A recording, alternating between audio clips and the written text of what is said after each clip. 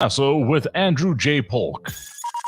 Be a part of the show by calling 915-544-KTSM, 915-544-5876, or comment online on our stream at facebook.com/Talk El Paso. It's 4 p.m. Mountain Time, and that means it's time to talk El Paso with Andrew J. Polk. Thank you all so very much for joining us here for Talk El Paso, airing live on News Radio 690 KTSM. I'm your host, Andrew J. Polk. Thank you for tuning in, however you may be doing so, be it on air, online, live streaming through the free and reliable iHeartRadio app, or joining us over on the various social media pages we're up on these days, facebook.com/Talk El Paso, the Talk El Paso channel over on YouTube, Twitter at Talk El Paso, or twitch.tv, Andrew J. Polk. Whichever works for you to see the show, tune in, chime in, share or comment or interaction to your level of satisfaction.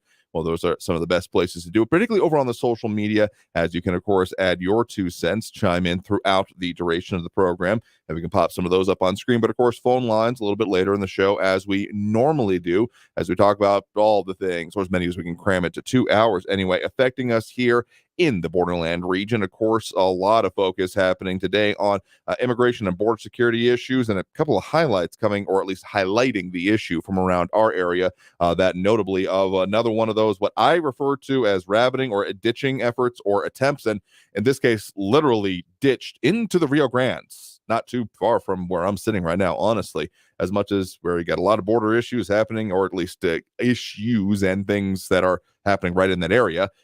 This one a little bit unique as it involved a water rescue, and the fact that there actually is some water in the Rio Grande affecting that, among other things, but also kind of highlighting of course, the national or state versus national filings, or is it technically national versus state? Anyway, the administration, Biden administration, taking civil action against Governor Abbott in the state of Texas for the attempted border security efforts put into place, those floating buoys that we've been talking about, as we have Angel Rueda wishing everyone a happy Monday, to you as well, and thanks for chiming in, also dropping that love react. I don't see that as well. So that's one aspect of what's going on here. A suspected arson case going on in downtown El Paso, and I'm going to call this, that makes a level of sense, as opposed to, maybe we've seen a few instances of fires, or let's just call it fire-related incidents, including literal dumpster fires in downtown El Paso. This one, with a definite deliberateness, is not in question here, given what the information coming up from investigators so far. I'll just put it that way. But again, more also on those state things and other fires going on, including a major landfill fire in Las Cruces. So if you're wondering why something may sound or be smelling way worse, that's one thing. Also, a whole lot of focus on the Oppenheimer situation. We will definitely talk about that. The heat's still definitely on in the borderline when it comes to the temperatures, and also, well, maybe not so much from the Ethics Complaint Commission, or the Ethics Commission that went through the ethics complaint, better way to put it, over City Rep Cassandra Hernandez, and what comes next. That was a little unclear at the end of our broadcast week last week, so we got a little bit more detail on that, as well as some other things, including power issues like the supply, some outages that have been happening in recent days. So we'll talk about that and a whole lot more, as well as some of the things going on at the state level beyond even just the, again, legal kerfuffles back and forth, including what is going on with the lead up to the impeachment trial, as, well, some jurors are, well, them being state senators in this case, seeking to be disqualified ahead of that by lawyers for embattled Texas Attorney General Ken Paxton, or at least currently disposed. So is the title, but he's not in the seat anymore, at least for the time being. So a lot to get into today. A lot of stuff going on, definitely either happening or affecting us here in the Borderlanders. We also have Matt Olson and Eric Von Holstein-Rathlow chiming in with us, and hoping everyone had a great weekend. Yourself as well. Never quite enough time, but well, if you ever find yourself having too much time, you probably missed something. That's been my life experience anyway. And Matt Olson with we're more emphasis on the whys here today. Yo. Sorry, maybe not quite as long as it should have been, but hey, we got a lot to talk about today, so appreciate everyone chiming in and tuning in as however works best for you, because we are up in those places. And I slightly misspoke earlier. We're on the service formerly known as Twitter, is what I'm going to choose to call this here, because yeah, X is the logo in place. They're still called tweets, and it's still twitter.com, but well, we'll see how that goes in the long run. Separate issues there, but just as a technical note for y'all, we're all still intending to be and planning to be up in all those spaces, but well, sometimes we don't have control over these.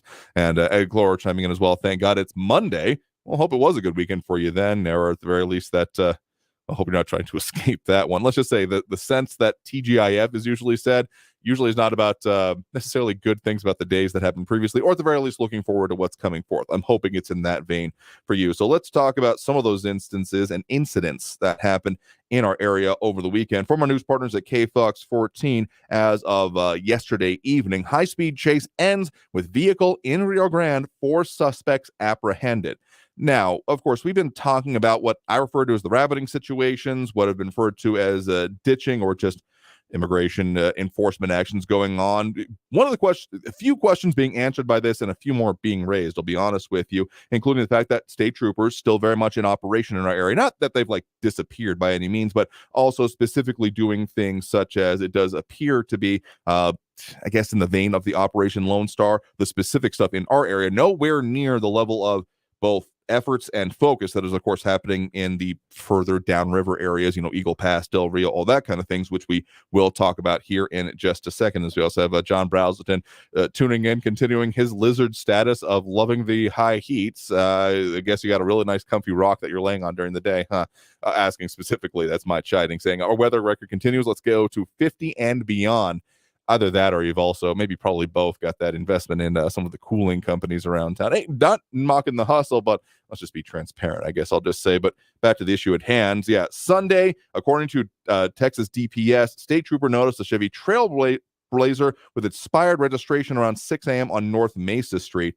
Kind of makes me wonder how that was visible, considering that, that's that little sticker we're talking about on the car, and usually the driver's side lower corner of the windshield, if I'm not mistaken.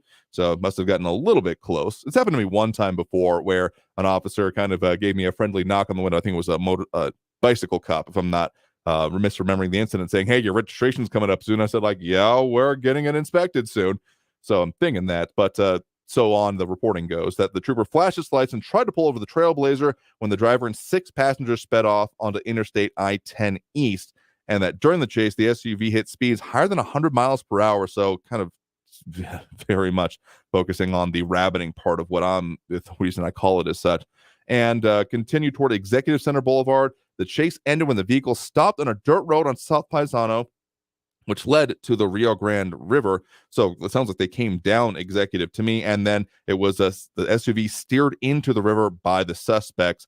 All 7 did exit the vehicle, and some of the pictures of the actual in-progress rescue. They've got some of the pictures of it on the flatbed truck after having been pulled out of it, but further some of the pictures from our news partners at KFOX 14 show the vehicle entirely in the river, but not quite submerged is the best way I can think to put it, because it was, didn't look like it was a thing you'd want to do with your vehicle and expect anything good to come out of it. But it was, okay, they don't have the pictures up on their current news story, but some of the other ones I've seen around town from the situation showing it, I want to say around the hood area, not above the windows. So you could still pretty clearly see it. So again, not a smart idea, particularly if this is something you're wanting to, the vehicle that is, ever use again.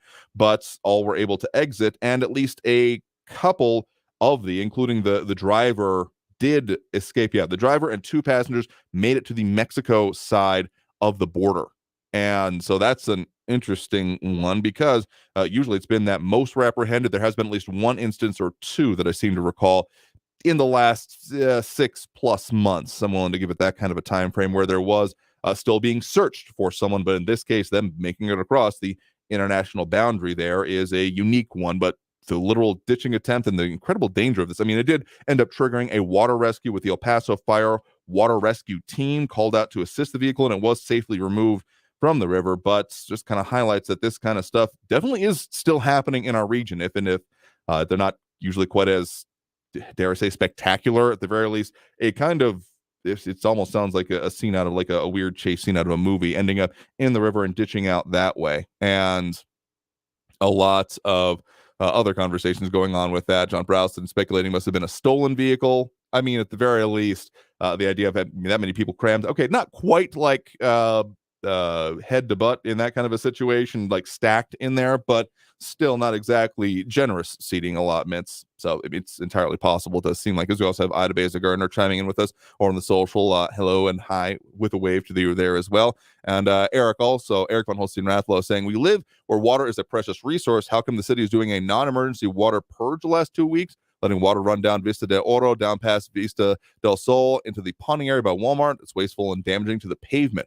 I haven't heard about that one specifically. I'm aware that if you're talking about it being sourced from fire hydrants, they do occasionally do those because it's stuff backs up, and it's happened.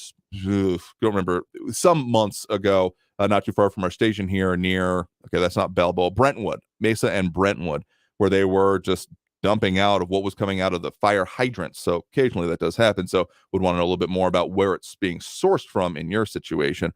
But yeah, in this, of course, the actual then water rescue, again, 4 being apprehended, but the driver and again 2 of the other people in the vehicle managing to get away is an interesting one. Not usually how it goes, but of course it does relate to, if nowhere near the same type of circumstances, because we have very different circumstances about the border enforcement and immigration issues that are present in our area, even as of late. But of course, the state of Texas getting into that again, hashtag kerfuffle, as mentioned a little bit earlier, with the federal government, specifically the Biden administration, filing a civil suit against the state of Texas over Rio Grande buoy barrier meant to stop migrants. From our news partners at KFOX 14, also including reporting from the Associated Press on this particular one.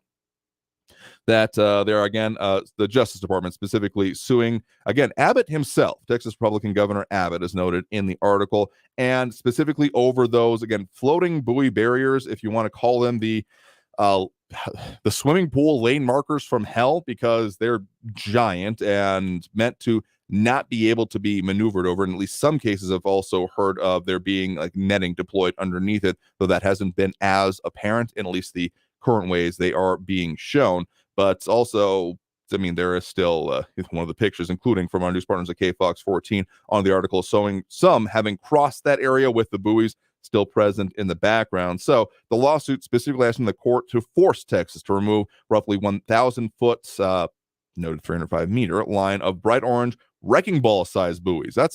I'm calling them like about half the height of an average person, but that might be a better way to put it. It's a little bit more, I don't know, assertive language might be the better way to put it. Wrecking ball sized buoys that say raise humanitarian and environmental concerns. Also, as a part of that, of course, has been the concerns that were brought up in some of the international court filings, or at the very least complaints, if not exactly court filings, that have been filed by the country of Mexico and the government of Mexico over the potential water issues that come from this, including any diversion. I guess if there was more netting or stuff like below the buoys as well, that could also come into play. But as also noted, that this has been both the case and the buoys themselves escalation in this whole situation and the continued disagreements. I will say we did receive into our newsroom a little bit earlier today about this issue from Governor Greg Abbott and an email from the governor's press office titled "Governor Abbott Defends Texas's Authority to Secure the Border," saying, quote, "If you truly care about human life, you must begin enforcing federal immigration laws," according to a letter released by, again, Governor Abbott's office. Continuing on, quote, "By doing so, you can help me stop migrants from wagering their lives in the waters of the Rio Grande River. You can also help me save Texans and indeed all Americans from deadly drugs like fentanyl, cartel violence, and the horrors of human trafficking. To end the risk that migrants will be harmed crossing the border illegally, you must fully enforce the laws of the United States that prohibit illegal immigration between ports of entry. In the meantime, Texas will fully utilize its constitutional authority to deal with the crisis you have caused. Texas will see you in court, Mr. President." Noting, and also as part of the letter, that they have deployed that specifically arguing that the claims against Texas's floating marine barriers violate Section 10 of the Rivers and Harbors Act. And also noting that he also included a copy of the letter in January 8th, 2023, that he hand-delivered to President Biden in El Paso. So some also other things that were, yeah, Eric von Holstein, no, not Viva la Buoy. No, this is a buoy.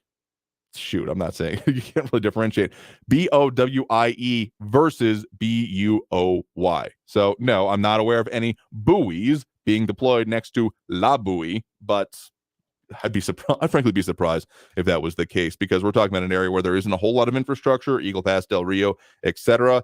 Though I guess it's not out of the question. And if it were to become, let's call it more of a political issue, I wouldn't put it past the Abbott administration and Governor Greg Abbott's efforts overall as part of Operation Lone Star to necessarily do this, though.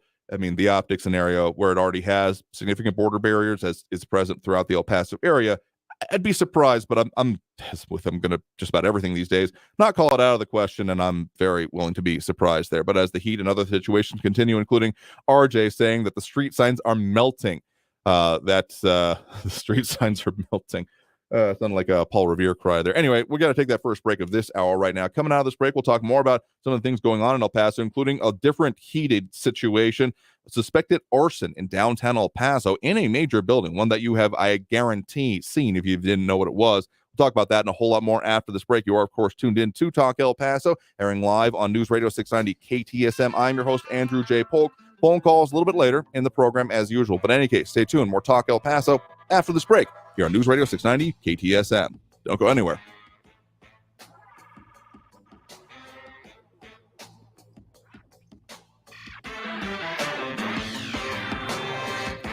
Ruli's International Kitchen, a great little gourmet dive right down the street from us here at 4176 North Mesa. That's where they are, that is. You can give them a call to make your reservation for your everyday occasion or special celebrations, as I often do, and those that I know as well. 915-313-4806. That's 915-313-4806. Always new features on their menu board right at the front and at the start of every dining session, because they're always experimenting, doing different things, including continuing on with their special taco takeovers happening Fridays and Saturday nights, 9 to midnight each Friday and Saturday, at least through the month of July, and a whole lot more features, including chef specials and curated dinners that are going to be already going on or coming up. Whenever I go there, I expect to find both the familiar and the spectacular every time. It's a reason that we had them cater our wedding and have been going back ever since. So again, find them online at rulisik.com. That's rulisik.com. Traffic all day. News Radio 690. No major wrecks on your Valley freeways right now. Westbound on Trans Mountain, the ramp to eastbound I-10 is closed for road work. I-10 eastbound slow, Vincent down to Red, 7-minute delays. North Mesa is starting to slow down approaching Rustler. That's a 5-minute delay from downtown up to North Desert. And an injury accident reported just north of downtown Wyoming, west of Cotton at Lee. Carrie Edwards, El Paso traffic. This report is sponsored by Indeed.com. If summer is heating up your hiring needs, then you need Indeed. Their all-in-one hiring solution makes it easy to attract, interview, and hire candidates all in one place. Sponsor your first job and get hiring today by visiting Indeed.com/credit. The podcast Outlaws, The Good Thief tells the story of the Robin Hood of Greece. Follow this fugitive's trail from Athens to mountain hideouts and discover how this bank robber who shares money with the poor has stolen the hearts of the Greek people. They say Paleokostas has given a lot of money to poor people. Like, he'd steal a car from a village and return it with a bag of cash on the seat. Listen to Outlaws, The Good Thief on the iHeartRadio app or wherever you get your podcasts. There are choices that can change your life. Like the choice to start routine colorectal cancer screening at age 45. It's one of the most common cancers for women and men, and it doesn't always have symptoms. But there's good news. Routine screening can catch colorectal cancer early and even prevent it. And there's even better news. You have screening options. Make the choice to put your health first. Talk to your doctor about your screening options or visit cdc.gov/screenforlife for more information. The El Paso Community Foundation supports the causes you feel passionate about here in the Borderland, whether it's education, social services, arts and culture, the environment, health, or economic development. The El Paso Community Foundation has been promoting philanthropy and progress in our hometown region for more than 45 years. Make your mark with us. Start a fund today for good, for El Paso, forever. Learn more at epcf.org. That's epcf.org. At Consumer Cellular, you get the same exact coverage as the largest carriers for up to half the cost. Same thing, up to half the cost. Less money for the exact same thing.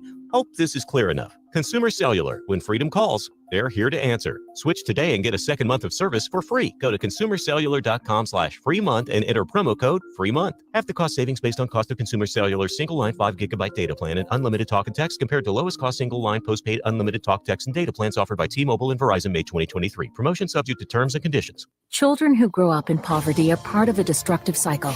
At Child Fund International, we find this unacceptable. In 25 countries, we are vigorously fighting poverty and improving the lives of children and their families. Learn more at childfund.org. News Radio 690 KTSM.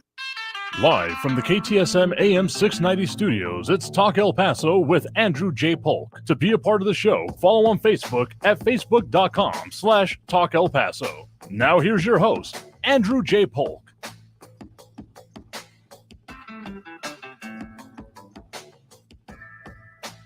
Thank you all so very much for joining us here for Talk El Paso, airing live on News Radio 690 KTSM. I'm your host, Andrew J. Polk. Thank you for tuning in, however you may be doing so. Being on air, online, live, streaming through the free and reliable iHeartRadio app, or joining us over on the various social media pages we're up on these days, facebook.com/Talk El Paso, the Talk El Paso channel over on YouTube, Twitter, or X, at Talk El Paso. I mean, still twitter.com from now, but in any case, whatever that app ends up being, we'll up on it for the moment. We got some other potentialities, like I think we can tentatively do it on LinkedIn. If anyone would like it on LinkedIn, let us know, because we just haven't wondered if that juice is worth the squeeze yet. / all the posts I ever see on LinkedIn always end up being, I did this great professional thing. And you're not opposed to that, but it's not quite the thing we do here. In any case, also Twitter, other Twitter pages, and twitch.tv. Andrew J. Polk. So either Talk El Paso or Andrew J. Polk on most of those here. And so,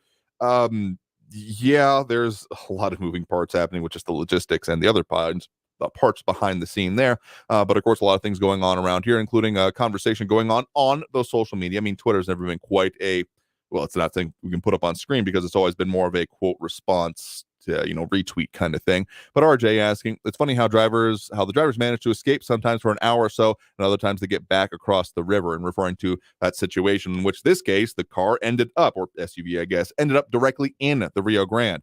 And just so happens, this is one of the times of year when there actually is water in it. And if I'm not mistaken about the area, it was also probably right before there's that major canal. We're talking about the railroad bridge down not too far from Executive and Paisano. So I guess that makes sense that it would be maybe a little bit deeper and therefore a little bit more treacherous to do it. I mean, the danger involved for everyone is not insignificant, but of course, it just kind of highlights the continuing border security and immigration situations that exist in our borderland region. But then also, wow, there are some of those other things going on, at the very least, involving the nation and the states in conflict over this. But some other things, including what is going on in downtown El Paso, a suspected arson investigation going on at the Scottish Rite Temple after a fire early this morning, or at least overnight. Yeah, Monday morning, reported about 1 a.m. on the 300 block of West Missouri. So for anyone who has taken the downtown exit and then immediately turned right once you get up that ramp, you have passed by this building. It's the one that has the Sphinx-looking things out of the front of it. I've been in there a number of times, both in terms of events that were happening involving some of our programming and documentaries I've been involved in production of. We've actually used that performance space. They've got a large theater in the back there, besides being a beautiful old building in its own right. But yeah, the interior area of this historic building pretty well scorched after it seems that, at least again, according to police, saying that someone broke in through one of the side doors, sounding like it may have been at least maybe close to Missouri, or on one of the side doors that is basically closer to the ballpark. So this is the closest building overall to the downtown ballpark, if you're unsure what we're talking about. And so it seems that, yeah, broke through the side door of Missouri Street, according to a post from the El Paso Scottish Rite itself here, and entered the building carrying 2 cans of gasoline, saturated the furniture and the lobby area, and set the place ablaze. So some of the pictures coming out from them, including a lot of scorched furniture, carpet, and main area. They say the extent of the damage is not totally clear yet, as specifically that the building is without utilities at this point in time because of it. And so they are saying the cause is arson, and they're working to identify the suspects. Most thing I can think to link to this is, of course, that there was middle end of last year, more than a couple of incidents involving, and also in our area, some buildings in downtown that have been going aflame, some being described as accidents, some being described as arson, including some of the literal dumpster fires that have happened. But I gotta say, despicable crime, and certainly hope that the people responsible found and held accountable for their actions, because this wasn't even if this was, I don't know, someone's protest, like, you missed the part where the message came across with that. I'll absolutely add that part. But also, just, it's one of the historic buildings in El Paso, a beautiful one. If you ever had the chance to go in there, including the historic set of sets within the theater area itself, of which I've seen both like dance performances and, again, premieres or viewings of some videos I've been involved in the production of in the past. So truly is and continues to be a great community resource. But of course, it's not the only issue going on with fire in our area up in the Land of Enchantment, Las Cruces. The landfill, several tons of raw yard waste is in flames and will burn for several days, according to the Las Cruces Fire Department. And so that's the Foothills landfill on the 500 block of South Sonoma Ranch Boulevard. And that it's being worked on being extinguished, but it's apparently pretty huge. So it's going to take a couple of days. And so the Las Cruces Fire Department expects that fire to continue until Wednesday afternoon. And so you will see that smoke coming from, I know there's been, it feels like more than our fair share of incidences of large columns of smoke rising, particularly from south of the border. And Stephen Christopher saying that's going to smell great. It's yard waste. So I'm, as much as like none of that is going to smell good, it could be worse, I guess, is the way I feel about it. But I'm sure that there's going to be, it's not going to be pleasant. And they are specifically asking people with respiratory conditions to avoid the landfill and its surrounding areas. Though, interestingly enough, operations at the landfill are expected to continue as usual, and they're still accepting green waste, and compost is still available to people, though, I guess, at your own hazard. So as if it wasn't hot enough around here lately, I swear, we have to literally have things getting set on fire, including some of the reporting from El Paso Matters out on this today with Bob Moore, the founder and CEO of El Paso Matters, and of course a previous guest from the show, saying El Paso's record streak of 100 plus days keeps going and going, with us at the now 39th mark expected, including today, I do believe. So yeah, we're still very much on track with them, noting that the last week with the consecutive record being 23 days in 94.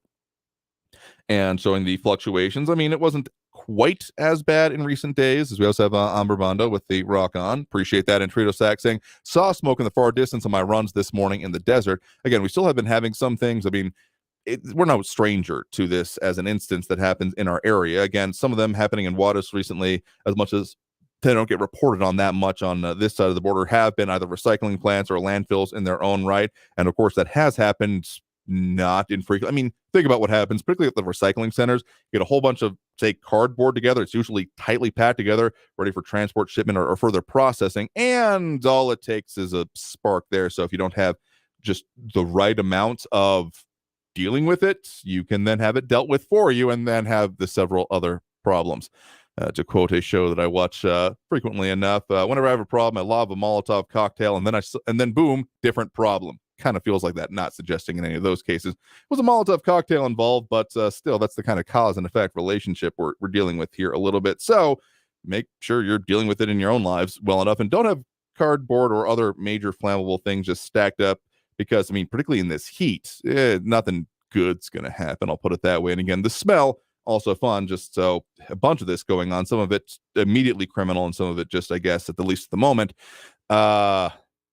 definitely inconveniencing, even if, again, they're still in operation.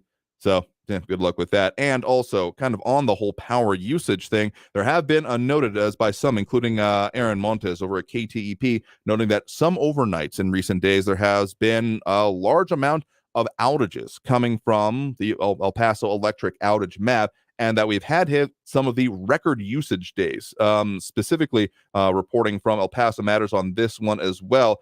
This one from late last week. El Paso sets record for power demand as temperatures soar above historical averages, noting that, of course, at that point, the 35 straight days of triple-digit heat, saying that specifically that El Paso Electric saw some of the highest use needs out of this. And so they set an unofficial peak demand record of about 2,300 megawatts, and that the previous peak demand in 2022 was 22 0.01 megawatts.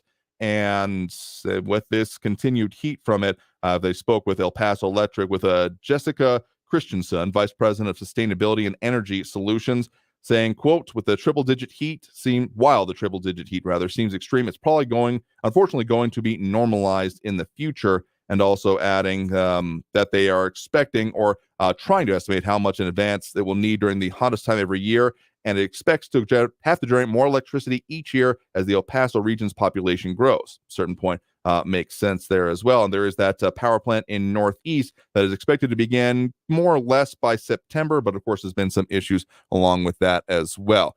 And some other people chiming in on that part specifically, like Stephen Christopher saying, yeah, it's hot, but it's not Iraq porta potty hot. That's okay. I've heard stories of that and being like the 130s, which if you ever wanted to visit that without having to go international, apparently Phoenix or Death Valley would be a good substitute for you. Not recommending it at all, but hey, nostalgia hits in weird ways. I get you.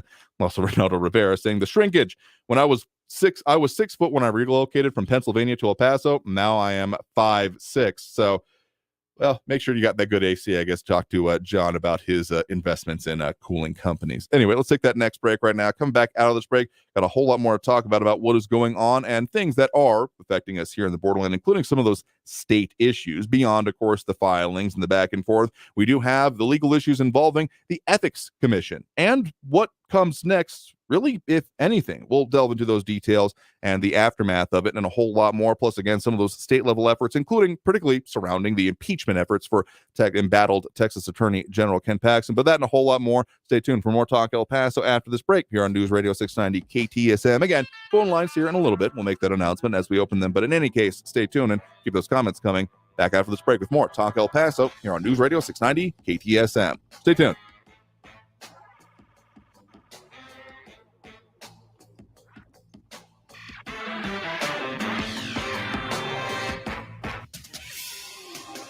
El Paso's News Radio 690 KTSM. Hello, everyone. This is Robert Olguin with your KFOX 14 news update. Arson investigators are trying to figure out who set a fire inside the historic Scottish Rite Temple in downtown El Paso this morning. Firefighters were able to put the fire out by about 1 a.m. The owners of the temple say that an arsonist broke through the side door on Missouri Street and entered the building with 2 cans of gasoline. The fire destroyed furniture and damaged floors. In Las Cruces, a 39-year-old woman is accused of driving drunk and crashing into a cyclist, killing the 79-year-old man. Police arrested Vianney Marquez Adams shortly after that crash on Saturday. Police say that she was driving her Jeep under the influence with her 3-year-old inside. The victim has been identified as Roberto Granado. Adams is being held without bail. This has been your KFOX 14 news update. I'm Robert Olguin. News Radio 690. Traffic all day. No major wrecks on your Valley freeways right now. Westbound on Trans Mountain, the ramp to eastbound I-10 is closed for road work. I-10 eastbound slow, Vincent down to Red, 7-minute delays. North Mesa is starting to slow down approaching Wrestler. That's a 5-minute delay from downtown up to North Desert. And an injury accident reported just north of downtown Wyoming, west of Cotton at Lee. Carrie Edwards, El Paso traffic. From the KFOX 14 Severe Weather Center, this is forecaster Nasai Mancini. Well, folks, it's been 39 straight days in a row of those triple-digit temperatures. Will begin to get even warmer as we make our way into the middle part of this week. We'll see a bit of a cool down this weekend, but that heat advisory in place right now and staying in place until Thursday. Head on over to kfoxtv.com for the latest forecast. This report is sponsored by Audible. Boost your imagination with Audible. Listen to the biggest selection of audio entertainment, from celeb memoirs to motivation and more. Audiobooks, podcasts, and originals. There's more to imagine when we listen. Sign up for a free trial at audible.com. Attention business owners. Was your company impacted during COVID? If you had W-2 employees during 2020 and 2021, you may be entitled for up to $26,000 per employee through the Employee Retention Credit Program. This is not alone. The IRS paid back billions already. We've helped thousands of businesses just like yours. So let us help you. At ERC Business Solutions, we make it simple. We do it all for you, so you won't have to worry about the complex application process. There's absolutely no risk. If you don't get paid, we don't get paid. Most businesses do qualify, even those with no decline in revenues or those that already got PPP. Discover how much you can claim. There's no cost or obligation. Call now, 800-200-3070. That's 800-200-3070. Get up to $26,000 per employee. Call 800-200-3070. 800-200-3070. Protection for all, peace of mind for you. For over 40 years, Mazer Security Alarms has proudly served El Paso with superior service and superior protection. You can afford the best. For your free quote or to upgrade your existing system, call Mazer Security Alarms at 915-590-0033. Staples has great prices on back-to-school essentials, and right now you can save an additional $10 on your in-store purchase of $50 or more. At Staples, school savings are always in session. Ends July 29th. Exclusions apply. School on, save on at Staples. This report is sponsored by Staples Stores. The most current and comprehensive. Just minutes away at the top and bottom of the hour, and always online at ktsmradio.com. Hey, hon, what you doing with your phone? Do flowers have best friends? I don't know. Hey, look. Whoa. Some answers can only be found in nature. Discover the unsearchable. Visit discovertheforest.org to find a trail near you. Brought to you by the United States Forest Service and the Ad Council. News Radio 690 KTSM El Paso.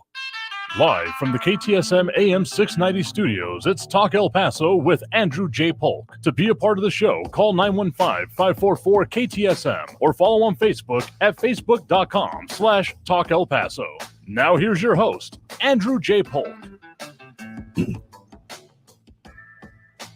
Thank you all so very much for joining us here for Talk El Paso, airing live on News Radio 690 KTSM. I'm your host, Andrew J. Polk. Thank you for tuning in, however you may be doing so, be it on air, online, live streaming through the free and reliable iHeartRadio app, or joining us over on the various social media pages, Facebook, YouTube, Twitter, and Twitch.tv, either under Talk El Paso or Andrew J. Polk. And yeah, Twitter or X, it's still twitter.com for the moment. We'll see how that works out. I mean, Elon Musk's whole one app push, the everything app, yeah, we'll see how that transitions and continues on, but it's open all those places for the moment. Pretty sure we're up over there. I think I saw it. In any case, if you want to get us in those places, that's a good way to do so, as a lot are getting at us there with Stephen Christopher just with the, I believe it was a correction, but they're saying hot.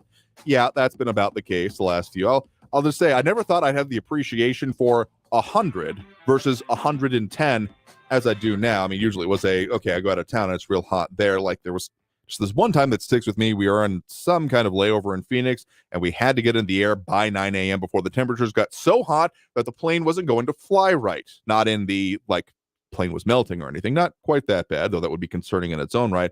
But in the avionics and the atmospherics, like the lift properties caused by the atmospheric conditions, weren't going to work right.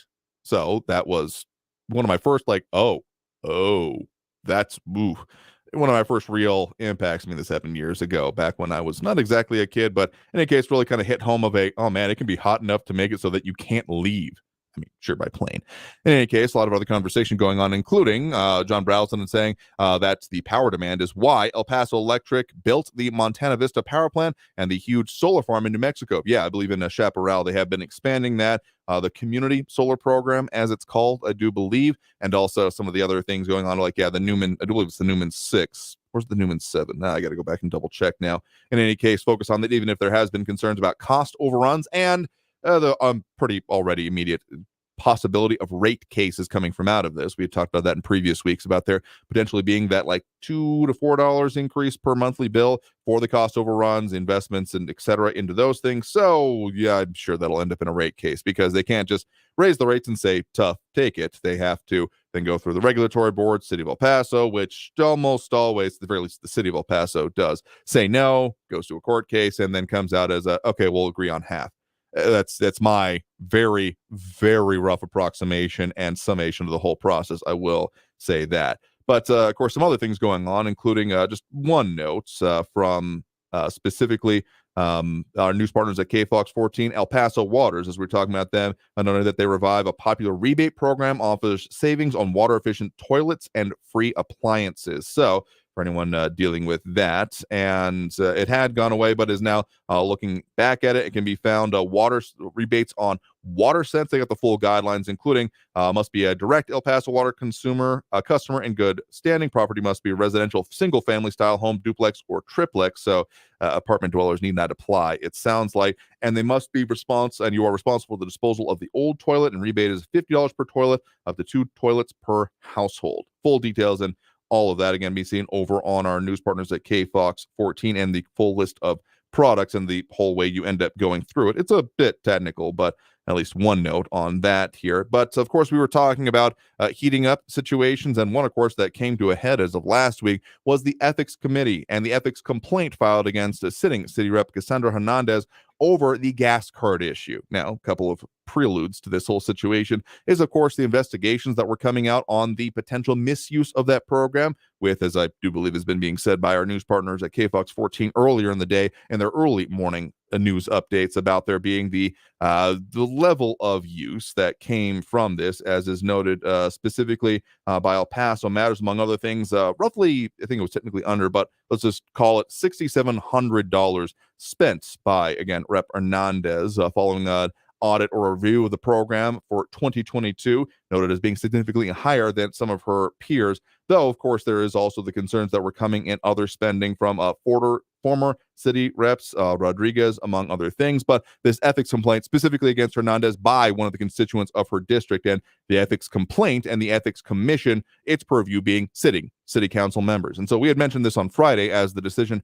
had come out from the previous night's 13 hours of sessions, is what I was told by those that were in the sessions, who we will be hearing from, but I'll mention that here in just a second. So with and again, we also mentioned reporting from our news partners at KFOX 14 on this being a letter of reprimand, being it's not exactly a sliding scale, but of the ones, I believe it was a letter of notification, letter of admonishment, letter of reprimand, and recommendation of removal from office. This was the second from the bottom of the list in terms of severity. Again, not exactly this one is absolutely worse than the ones above it, but it kind of did seem that way. So that's absolutely my characterization and not the way the city of El Paso puts it out. But the commission did unanimously vote to issue the letter of reprimand, and after those 2 days, but there will be no other action. It's kind of one of the important aftermath issues of this is, again, quoting directly from the reporting by El Paso Matters on this, saying no other action will be taken against Hernandez by the Ethics Commission, and the matter is now considered closed as her violations will not be referred to the city council, according to outside legal counsel. So that's a part of it. And so Hernandez, as part of her statements in back of this, saying, of course, calling it deeply troubling, and saying that she was being punished for the city after they issued her a gas card without guidance on its use, saying specifically, quote, if the commission genuinely believes that these matters are of significance, it is essential for them to apply the same standard across the board and issue similar reprimands to all city council members. Furthermore, they should take a proactive stance in advocating for the establishment of a coherent and applicable gas policy.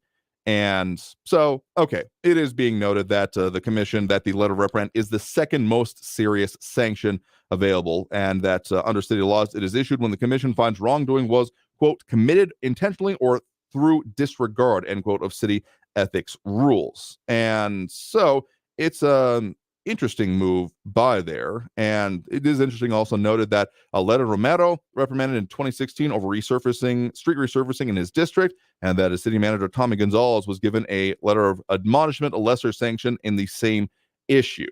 And of course, Hernandez herself has been, she's been a guest on this show previously and talked about this, including saying that she paid back the money that was a part of this and made it into an interesting fundraiser type thing, giving away then prepaid gas cards as part of it. But again, as part of what Hernandez actually said during the meeting, again, quoting directly from the El Paso Matters reporting on it, saying, quote, my perception is that all the usage of my fuel card was for work related to the 1,000 plus meetings a year I do and to host all the events I do on behalf of my constituents, and that all the work above and beyond the usage of my fuel has been for work related travel. So the audit also released in May found there was no policy in place for elected officials to use the cards or policy for the use of fuel cards for personal vehicles. So that's been at least one of the questions kind of behind this, and one of the reasons that it makes sense that interim city manager Carrie Weston ended the fuel card program, and emailed a statement to El Paso Matters saying, quote, in the management response to the audit, I recommended eliminating the fuel cards and initiating a policy or program to provide each council member a vehicle allowance based on the existing staff vehicle allowance program. So it does seem like that will still exist in some format, but I know some people have been calling, at least in the comments, for there being no money spent on this exactly, and it was expected that all cards would be collected by the end of this week, or this week, I do expect. So there is more that is going to be probably coming up on this, because it's also noted by El Paso Matters, as well as others, including our news partners at KFOX 14, that then the purchasing cards, of course, as I do believe has been mentioned, is also, well, that came to light ever after this particular ethics complaint was filed. So this issue may be considered closed, this particular ethics filing, and as Angel Rueda mentioning a slap on the wrist, that's it. Well, you could take it that way. Again, it is the second most severe, again, is the characterization that I find myself agreeing with, even if I can't find it exactly listed as the same way. But there was the possibility no longer available. It was a question on Friday of if City Council could take action on this, but it does not seem that would be the case, at least not directly relating from this.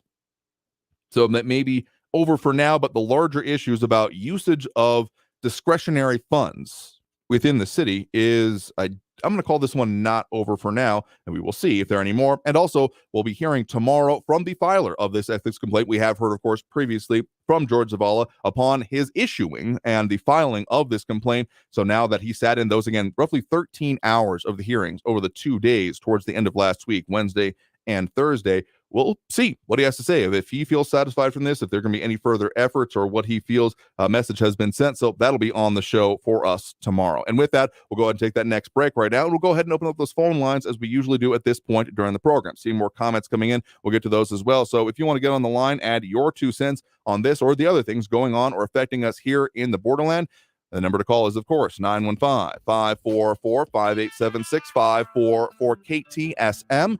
Back after this break with more Talk El Paso here on News Radio 690 KTSM. Stay tuned.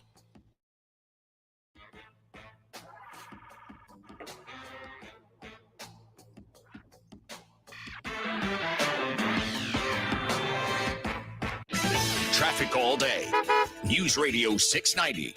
No major wrecks on your Valley freeways right now. Westbound on Trans Mountain, the ramp to eastbound I-10 is closed for road work. I-10 eastbound slow, Vincent down to Red, 7-minute delays. North Mesa is starting to slow down approaching Wrestler. That's a 5-minute delay from downtown up to North Desert. And an injury accident reported just north of downtown Wyoming, west of Cotton at Lee. Carrie Edwards, El Paso traffic. This report is sponsored by Audible. Boost your imagination with Audible. Listen to the biggest selection of audio entertainment, from celeb memoirs to motivation and more. Audiobooks, podcasts, and originals. There's more to imagine when we listen. Sign up for a free trial at audible.com. If you're hiring, it can feel like you're trying to find a needle in a haystack. You can hope the right person comes along, or you can just use ZipRecruiter. And now you can try it for free at ZipRecruiter.com/radio. In fact, ZipRecruiter has helped a lot of business owners find their needle in a haystack, like Marco, president of operations at Telly Tires and Auto Centers. Because Telly Tires has grown a lot in the last few years,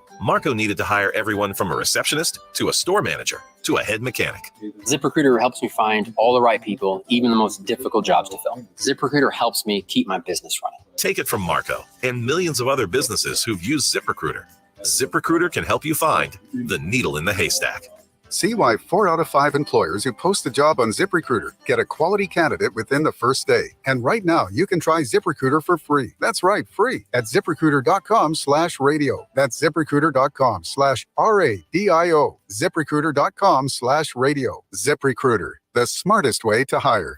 The podcast Outlaws, The Good Thief tells the story of the Robin Hood of Greece. Follow this fugitive's trail from Athens to mountain hideouts and discover how this bank robber who shares money with the poor has stolen the hearts of the Greek people. They say Paleokostas has given a lot of money to poor people. Like, he'd steal a car from a village and return it with a bag of cash on the seat. Listen to Outlaws, The Good Thief on the iHeartRadio app or wherever you get your podcasts. Hi, I'm Burt Ward, Robin from TV's Batman, inviting you to feed your dog natural, non-GMO, Gentle Giants dog and puppy food. Dogs eating Gentle Giants and following our special feeding and care program are living as long as 27 healthy, active years with a wonderful quality of life. Holy wow, 27 years! Think of all the extra years you could enjoy with your dog at Target, H-E-B, and stores near you. Try Gentle Giants cat and kitten food, too. Don't miss store-wide savings during the truckload event at Lowe's. Right now, save on major appliances and get an additional 10% off in-store clearance appliances. Lowe's knows home improvement. Valid through 8/9. Exclusions apply while supplies last. Selection varies by location. See Lowes.com for details. El Paso's News Radio 690 KTSM.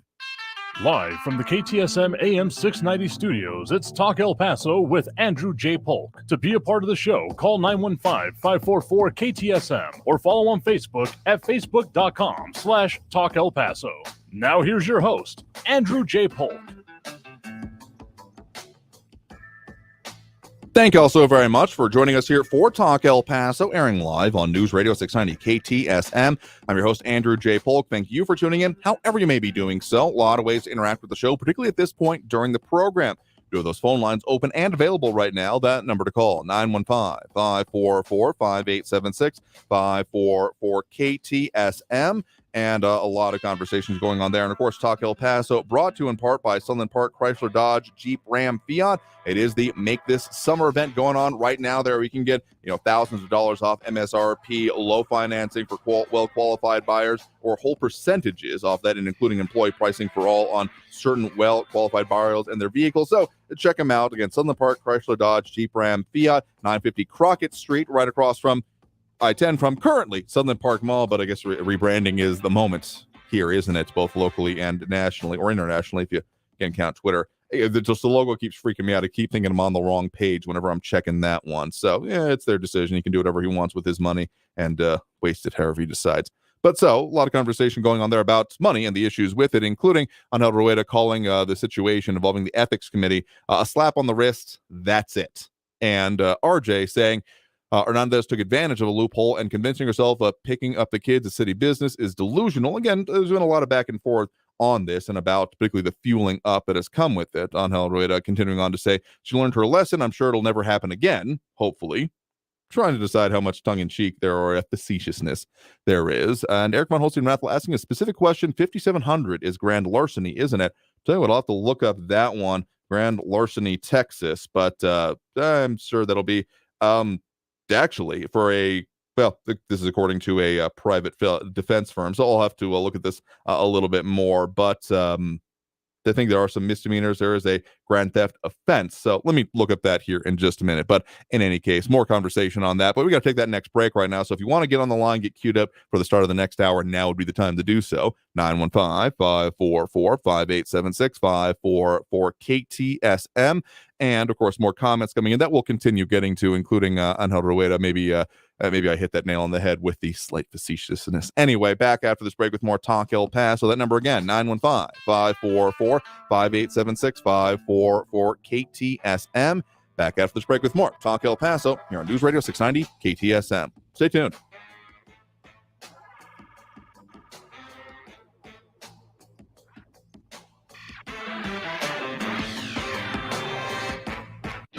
Traffic all day. News Radio 690. El Paso freeways are crash-free right now. Just a reminder, westbound on Trans Mountain, the ramp to eastbound I-10 is closed indefinitely for road work. Eastbound I-10 off-ramps are also closed to Trans Mountain, Artcraft, and Red. Follow the detour signs to take you onto South Desert. Injury accident northbound Wrestler before Belvedere at Portugal. Carrie Edwards, El Paso traffic. Prescriptions require an online consultation with a healthcare provider who will determine if appropriate. Restrictions apply. See website for details and important safety information. Subscription required. Price varies based on product and subscription plan. Hey guys, did you know there's a generic form of Viagra that works just the same, but is 95% cheaper? And you can get it online? Just go to 4hims.com/radio. Through Hims, you'll get a free medical consultation, discreet shipping if prescribed, a 100% online process, and trusted generic alternatives to the name brands at up to 95% off. That's right. Get generic for Viagra, the same active ingredient as brand name Viagra, but for 95% less. It's the same medication, still prescribed by a licensed medical provider, but with zero copay, no expensive appointments, and no awkward face-to-face conversations. To start your free online visit, you need to go to this exclusive address, 4hims.com/radio. That's 4hims.com/radio for your free online visit. FORHIMS.com/RADIO. News on the hour and a half. Traffic and weather all day. News Radio 690 is KTSM AM El Paso, an iHeart radio station. NBC News Radio, I'm Brian Shook. The federal government is suing the state of Texas over a floating border wall in the Rio Grande. The Department of Justice filed a civil complaint on Monday after the deadline passed for the state to remove a system of buoys meant to deter migrants in Mexico from crossing the border. Texas Governor Greg Abbott released a statement reaffirming that the floating wall will stay in place and told the DOJ he will see them in court. White House spokeswoman Karine Jean-Pierre is responding to questions about allegations claiming a Ukrainian energy executive paid millions in bribes to President Biden and his son during the president's time in the Obama administration. The president was never in business with his son. The allegations have been at the center of House Republicans' investigation into an alleged influence peddling scheme by the Biden family. An extreme heat wave continues to scorch much of the country. The National Weather Service issued heat alerts Monday for 40 million Americans across more than a dozen states. In the West, temperatures are expected to reach or go beyond 110 degrees in Palm Springs, Phoenix, and Tucson. Wall Street is closing higher to kick off a busy week for corporate earnings. Liz Warner reports. The Dow Jones Industrial Average rose more than 180 points to log its longest winning streak since February of 2017. Investors are anticipating earnings results from a slew of major companies and the Fed's decision on interest rates. At the closing bell today, the Dow Jones Industrial Average gained 183 points, the S&P 500 added 18 points, and the Nasdaq rose 26 points. I'm Liz Warner. An Alabama woman who claims she was kidnapped after seeing a baby on the highway is admitting it was all a hoax. 2 weeks ago, Carly Russell disappeared for 2 days after a phone call led police to believe she was abducted. You're listening to the latest from NBC News Radio. Top GOP lawmakers in New York are trying to prohibit public use of marijuana. Brooklyn Assemblyman Michael Novikov and upstate Senator George Borrello aren't exactly keen on weed, not with all the complaints they're fielding from constituents about being assaulted by the unwelcome odor of marijuana and the contact high they say they're getting just by walking down the street. That's ever since recreational pot became legal in New York. So now Borrello and Novikov have introduced a bill that would ban public pot consumption in all forms, unless specifically authorized by a city or town. Sarah Lee Kessler, New York. Democrats are calling on the Senate Republican leader to end an Alabama senator's hold on military promotions. Alabama Republican Tommy Tuberville has been blocking the promotion of hundreds of generals and admirals over his opposition to the Pentagon's policy to pay travel expenses for service members who travel out of state for abortions. A woman who came forward to say she won last week's $1 billion Powerball jackpot at a store in downtown Los Angeles was apparently faking it. Phil Hewlett explains. As security cameras rolled, the woman ran into Las Palmitas mini market, screaming, hugging people, and claiming she had the winning ticket, which she never produced. She then ran away and hopped into a waiting car. The granddaughter of the store's co-owner says the woman is not the real winner. The actual winner has yet to come forward. South Dakota is recording the lowest unemployment rate in U.S. history. In June, the state's jobless rate was 1.8%. Previously, it tied for the lowest historic rate of 1.9%. Governor Noem called South Dakotans the hardest working folks and said the record low jobless numbers are proof of that. Brian Shook, NBC News Radio. Now your chance to win $1,000. Just enter this nationwide keyword on our website. Money. That's money. Enter it now. Get your tickets now at AXS.com for our 2023 iHeartRadio Music Festival. T-Mobile Arena here in Las Vegas. September 22nd and 23rd. Streaming live only on Hulu. The iHeartRadio Music Festival. Immerse yourself in virtual reality with Kokomo, the new app from Canon. Connect with friends and family live in photorealistic environments. It's like being together even if you're miles apart. Search Kokomo by Canon to download now from the Meta Quest Store, Apple App Store, or Google Play. This report is sponsored by Lowe's. MVP's bonus days are back at Lowe's. Right now, save $60 when you buy a DeWalt impact driver or drill for just $99 each. Lowe's knows pros. Valid through 8/2. No, not now. That sounds like it's going to cost you.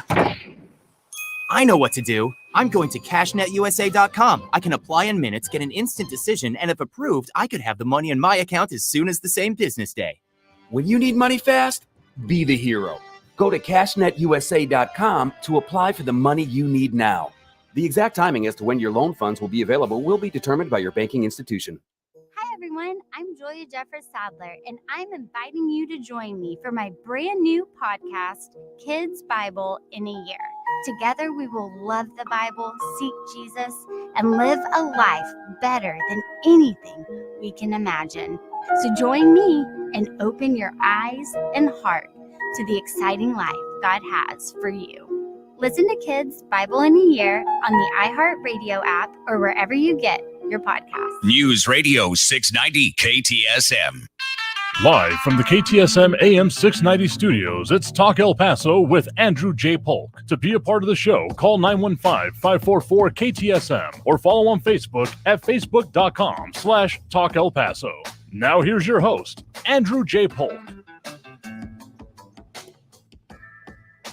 Thank you all so very much for joining us here for Talk El Paso, airing live on News Radio 690 KTSM. I'm your host, Andrew J. Polk. Thank you for tuning in, however you may be doing so, be it on air, online, live streaming through the free and reliable iHeartRadio app, or joining us over on the various social media pages we're up on these days, facebook.com/Talk El Paso, the Talk El Paso channel over on YouTube, Twitter at Talk El Paso, or twitch.tv, Andrew J. Polk, like Manda Manganda, joining us over there with the yo to you as well. Thanks for chiming in and tuning in that way. I mean, there's no right or wrong way to do it.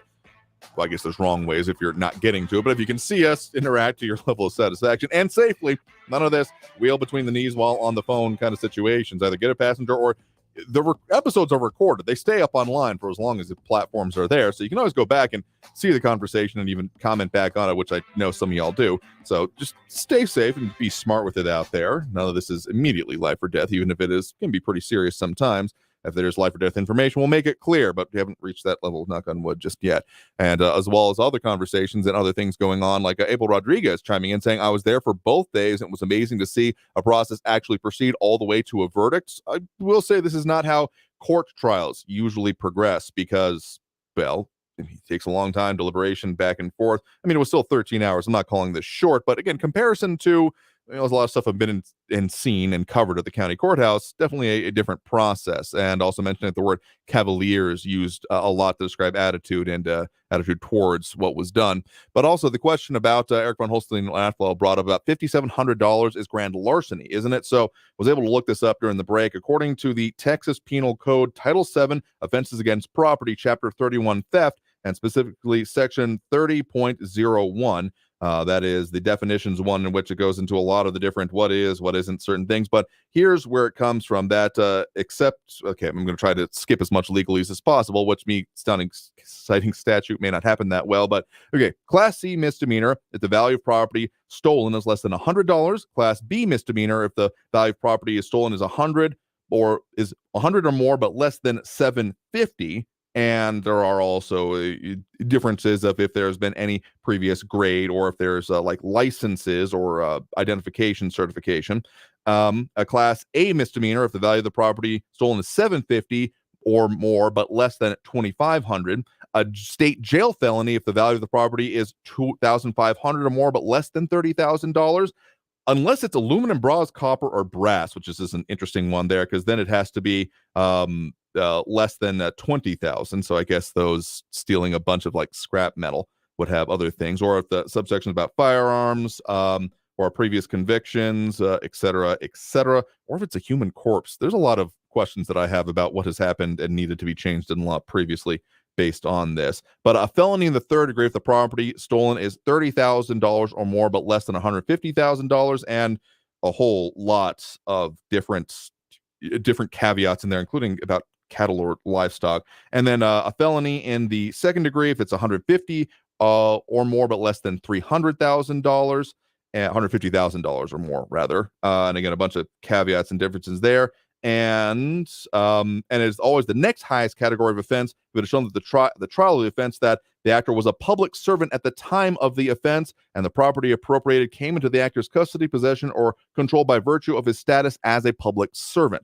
So that could potentially be a mitigating factor or a actually exacerbating factor in this case, based on the way it would be. So I've just kind of glossed over about 5 paragraphs of text right there, give or take. There's no line break. So there is the potential, though I have not been heard of any.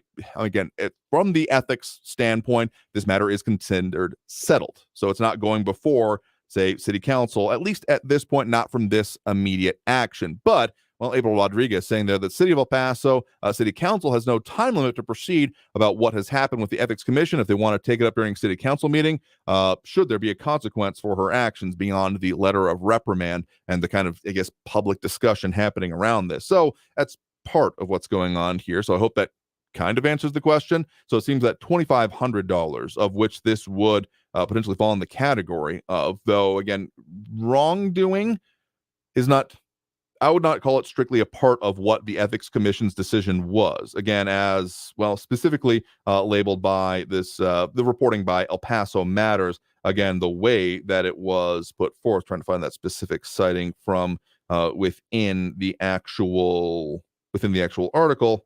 I'll see if I can find it here in a minute, about the level of which the characterization of the letter and the level of which it was given. Committed intentionally or through disregard of city rules. So I guess technically wrongdoing is a part of it, but not in the legal proceeding type sense. This is with an ethics commission and not an actual court. In any case, let's get back to those phone lines now, or jump into them as we weren't able to last segment. Again, that number to call if you're wanting to add your 2 cents as well. 915-544-5876, 544 KTSM. We do have Marco and Central on the line with us here right now. Marco, thanks for joining us. Hey, Andrew, how's it going? Doing right there. What's on your mind? Oh, man, this is a tragedy. You know, let me start it this way instead. There are people right now driving home, probably going to the grocery store, getting gas, having a hectic day, probably a stressful day. And it is hard time for the people. But it's not a hard time for the politicians to take advantage of the people. That's the problem with the process in El Paso. And so you just get blatant corruption. Wait, hello, Hicks. Hello, Ken Paxton. Where are you guys? You know, this is what we call low-hanging fruit of criminality. And I want to make this clear. I'm running for mayor, okay? And so this is not good. This is corruption against the people. And so I want to make it clear. It is so sad that every day one needs to make a statement in a manner that is just not as an average person. And thank God it's not like that for me. So everybody, I want this to spread like wildfire. Marco for mayor, because if you're sick and tired of people taking advantage of your money, your hard work, the sacrifices that you do every day, and these people are like, oh, well, we just thought it was this there. You know what? I promise you this, Andrew. If I'm lucky enough to represent the people and that money's still there the way they have it, if it's within my power, I'm going to take that money and I'm going to give it back to the people. We are going to find ways to empty that entire coffer. So none of these, oh my God, I can just go off in bad ways. But these people do not deserve that money. That belongs to the people of El Paso. How dare you? How dare you? How dare you take advantage of the people? This is their sacrifice. They give you their money, and you just literally spit on them. They vote for you in hopes that you will represent them correctly, and you go and spend their hard work with nothing more than a slap to the wrist. This, I promise you. You give me the reins of this city, we're going to make sure that doesn't happen. And that bully pulpit's going to be on fire, because this is unacceptable by any politician in El Paso. Hello again, Hicks. Hello, Ken Paxton. This is low-hanging fruit. You all should be ashamed of yourself if you can. And by the way, the Ethics Commission, the head of that commission, phenomenal work. I cannot say enough of that person. The person that ran that commission, that person deserves our entire gratitude. But the commission as a whole, voting just to slap these people in the wrist, slap her in the wrist for taking. See, it's not that she took the $5,000. There's more than enough money in the government. It's the fact that she's getting paid by the people. She's stealing money from the people. And it's not enough for her to reflect that maybe I'm doing something wrong against my brothers and sisters in this city. And instead it's eat cake. Again, hear me out. If you hear my voice, you're going home, you're driving, you're disgusted. It's hard time for the people, but it's good time for the politicians. Stop taking advantage of the people, because it's we, the ones who govern. We give you our consent to govern us. And if you can't govern, then get the hell out of there. Leave, resign. Because it's apparent that you're just there as a corrupt individual taking advantage of the people. And once again, if you all vote for me, I promise you we're going to find those funds and we're going to tap those funds for the people. And if that means getting new parks, getting books, doing festivals for children, we will exacerbate those funds. Again, let this spread out like fire. Marco for mayor, because if you're sick and tired of being abused, I'm ready to just light this whole place on fire. This is just crazy. How dare they? I mean, there's a lot of passion inflamed by this, and I know there have been questions about, about what you're talking about there, particularly with campaigning. I'll just make this clear as a programmatic note. I've been in talks with Marco here about future such interviews on that, because anything like that, we tend to handle that way. But aside from that, of course, on the idea of this being, I mean, that was part of the reason and why we will be talking tomorrow with, again, the filer of this ethics complaint, George Zavala, about, well, his considerations of this, if he's satisfied with the action, what he feels comes next, because as much as, of course, the gas card program, the spending of it, again, roughly $6,700 was at issue, and this specific item, though, again, some of the further ranging reviews of it that has happened has shown that there has been maybe more use of it or maybe more misuse of it previously. But again, some of the questions are about, was there actually policies against or about or prohibiting this type of use? Again, this the actual ethics commission review and their vote on it does have a bit of, shall we say, implication for the future, and should definitely be used to guide the fact that there wasn't a policy on this, aside from almost any other aspect of individual use or, again, alleged misuse in this case, is okay, how the hell did this even happen? You're telling me you issued something and told people to use something that there were no rules on? That just sounds like a bad damn plan, aside from almost anything else we're talking about here. But I think there are, again, further implications, because we got the whole spending card, the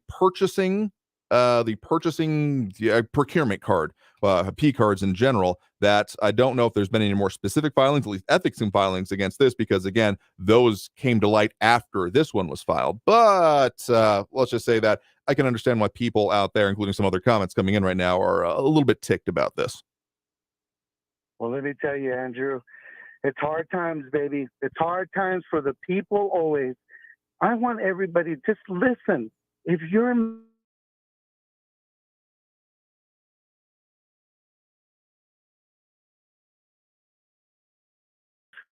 this pains you, you should vote when you have an opportunity and send a message that it's we, the people, who give you the ability to govern over us. You do not have the right to steal from us. Period. Period. That's our money. We suffer for that. People bleed for that. People die for that. And if you don't have enough respect for the people, then how can you expect us to trust you ever with anything you do? Because perception is reality. And what we're seeing is not good. I'm going to end it this way. 1776. If you believe in your liberty, you better start taking it serious. Stop being a summer soldier. Become that winter soldier. Be mad. Stay active. Thanks, Andrew. Well, sure thing. Thanks for the point on the call. I do appreciate it. You're welcome, brother. God bless you. And of course, we'll be talking more about this and what comes from it, but we got to take that next break right now. I'll say this. I disagree with the idea of staying mad, but I definitely agree with staying activated and being involved, because it's people saying or only being like, oh man, I'm mad as hell, I'm not going to take it anymore. It's not a sustainable emotion in my mind. It's okay, I will be resolved to action and actually follow through. That's the key, because as much as there may be moments like this that certainly happen and have happened in other circumstances that get people fired up, whether or not that maintains in that fiery nature until election day or whenever the next time of action comes from, be it in the ballot box, be it in, your own civic organizations, what have you. It's important to make sure it actually does continue on. So we'll take that next break right now. Coming out of this break, we'll get to more phone calls, more comments, more of everything. A couple of ones that I mentioned that we did pop up that we'll take more note of after this break. So stay tuned. More Talk El Paso here on News Radio 690 KTSM. I'm your host, Andrew J. Polk. That phone number again, if you want to get on the line, add your 2 cents. 915-544-5876. 915-544-KTSM.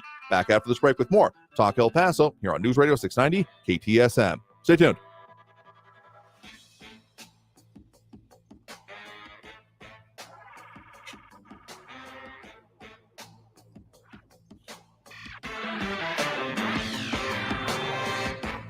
Traffic all day. News Radio 690. No freeway collisions right now. We've got a reported accident with injuries southbound George Dieter at Vista del Sol. I-10 eastbound slow from Vinton down to Red. It's a 10-minute delay. Mesa Street northbound is slow approaching Rustler. It's a 5-minute delay from downtown up to Artcraft. And the westbound ramp from Trans Mountain to the I-10 eastbound is closed for road work. Harry Edwards, El Paso traffic. Inflation compensation is back. Oh, yes. Demand your supply of $1,000. $1,000? Oh. Just listen for the keywords to text in to win $1,000. Happening now. Listen for your chance to win $1,000 every hour, 9 a.m. through 5 p.m. with the inflation compensation on News Radio 690 AM. Brought to you by Charlie Clark Nissan and Charlie Clark Infiniti of El Paso. Orale! This report is sponsored by Lowe's. MVP's bonus days are back at Lowe's. Right now, save $60 when you buy a DeWalt impact driver or drill for just $99 each. Lowe's knows pros. Valid through 8/2. Are you a business owner, CEO, or responsible for marketing? If you are, iHeartMedia can help you reach your goals and find new customers. We reach more consumers in your target area than anyone else, and we can give you access to those potential customers more cost-effectively across radio, digital, podcasting, and social. We'd love to show you how iHeartMedia can work for you. Get started today at iHeartAdvertising.com. That's iHeartAdvertising.com. There are choices that can change your life. Like the choice to start routine colorectal cancer screening at age 45. It's one of the most common cancers for women and men, and it doesn't always have symptoms. But there's good news. Routine screening can catch colorectal cancer early and even prevent it. And there's even better news. You have screening options. Make the choice to put your health first. Talk to your doctor about your screening options or visit cdc.gov/screenforlife for more information. Blue Star medicated ointment gets 5-star reviews from our loyal users for fast relief of the pain and itch of almost any skin irritation. Blue Star soothes insect bites and fungal infections. It really works on the summer rashes I get every year. I had psoriasis on my elbows. Blue Star worked wonders. Amazing stuff. Smear a bit on and the itch is gone. Look for the white box with the Blue Star in the first aid section. Feel Blue Star work fast or your money back. If you're hiring, it can feel like trying to find a needle in a haystack. You can hope the right person comes along, or you can just use ZipRecruiter. Like Marco, president of operations at Telly Tires and Auto Centers. ZipRecruiter helps me find all the right people, even the most difficult jobs to fill. See why 4 out of 5 employers who post a job on ZipRecruiter get a quality candidate within the first day. Now try ZipRecruiter free at ZipRecruiter.com/free. ZipRecruiter.com/FREE. News Radio 690 KTSM El Paso.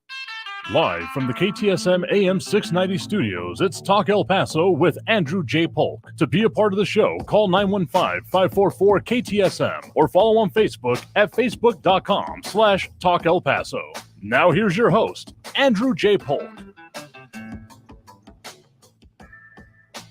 Thank you all so very much for joining us here for Talk El Paso, airing live on News Radio 690 KTSM. I'm your host, Andrew J. Polk. Thank you for tuning in, however you may be doing so, be it on air, online, live streaming through the free and reliable iHeartRadio app, or joining us over on the various social media pages, Facebook, YouTube, Twitter, and Twitch.tv, or I guess Twitter, X, whatever. You can find us in the places that you expect to.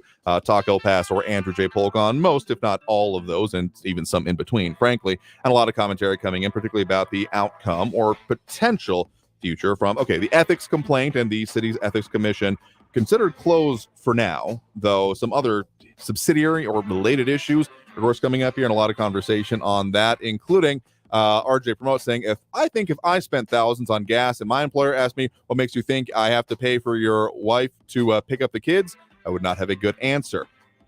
I mean, that's a part of the conversation and a part of the issue with it about, some of the other things that have come up, not even specifically from Rep. Hernandez's use, but from others and other implications that come from it about filling up on consecutive days out of town, being done by not the elected official in question. So, given the fact that both, our news partners at KFOX 14, other outlets in the city, including El Paso Matters, El Paso Inc., I do believe as well, have asked about, so what are the policies that you're saying they're in violation of? The fact that there was nothing clear cut about this, and, Ion Graham also putting it, they claim she shouldn't have been given the card in the first place, and no one questions its usage for how long. Other people should also be held accountable for this mess up. That's, again, a inconsequential mess with this, because even if you fully disagree with the situation and how it was used, those kind of things, I am not saying you're wrong. What I'm saying is that how it got to this place, if someone it'd be one thing. It was like, you clearly violated the policy. At that point, I think a more serious outcome would have been sought by the ethics commission. But the fact, having not sat in all 13 hours, given the fact that they were also largely going on during our program or in the aftermath of it, leads me to wonder, how did this even come? Because even the origins of this program, we've talked about that previously, about how did this come about, is murky at best. So there's a lot that needs to change coming out of this, and I think people are right to ask for it as such, because the fact that something is so major, and sure, thousands of dollars is a minority part of the overall city budget, it still does raise the questions of, if you're being this cavalier with this small amount of money, how are you being with the large amounts? It's kind of a part of the whole, an apostrophe argument, if you will, because it's about an attitude, right? That if you're not being that serious with even those pretty well in hand amounts of it, when you start getting to larger and larger amounts, say the hundreds of thousands, tens of millions, or just shy of billions that the overall city budget, including, maintenance operations and the interest payments that come from some of the city bonds, were at let's just call it under $2 billion at this point, it does raise questions. And that's one of the core issues for me in all of this. Also, James Ratcliffe asking who is the oversight for the city of El Paso, noting specifically city council and the mayor. So, there is a certain where does the buck stop moment that is also a subtext within this. I'll fully agree with you that on that there. So let's go ahead and take that next set of calls right now. Again, the number to call full up at the moment, 915-544-5876, 544 KTSM. We do have Eric on the east side here with us right now. Eric, thanks for joining us.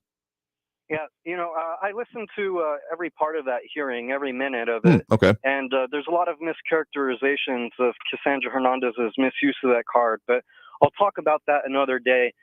But I want to tell Marco, perception is not reality. Reality is reality.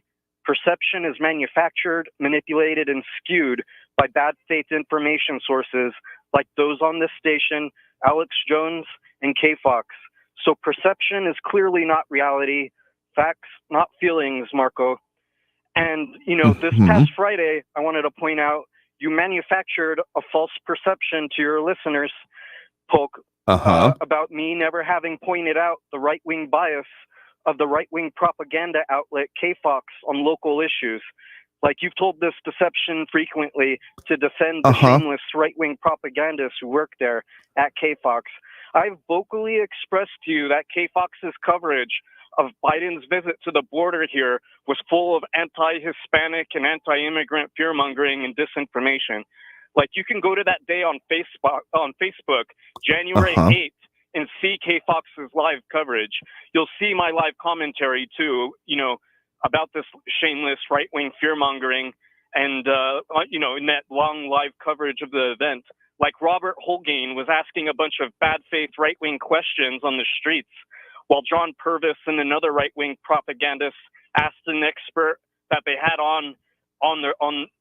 to interview on immigration a bunch of loaded bad faith right-wing questions. Okay, so let's get beyond the characterizations here. What were these? These bad faith questions you're talking about here? No, you can go back and listen to it, but if you listen to their follow-up questions, okay, they were like when Ben called in a few weeks ago demanding you confirm his fears of Hispanics, immigrants, and asylum seekers, who he insisted on dehumanizing by calling them illegals. Like the right-wing propaganda outlet KFOX had on an expert from UTEP on immigration, and John Purvis and another right-wing propagandist kept pushing these racist, anti-immigrant, right-wing narratives with their questions. No matter how many times the expert said they were wrong or misinformed, they kept pushing these false right-wing narratives about the mostly Christian Hispanic immigrants here in El Paso. And KFOX is owned by the right-wing propaganda conglomerate Sinclair Broadcasting Group. And the right-wing disinformation permeates every aspect of KFOX's reporting, from national to local issues.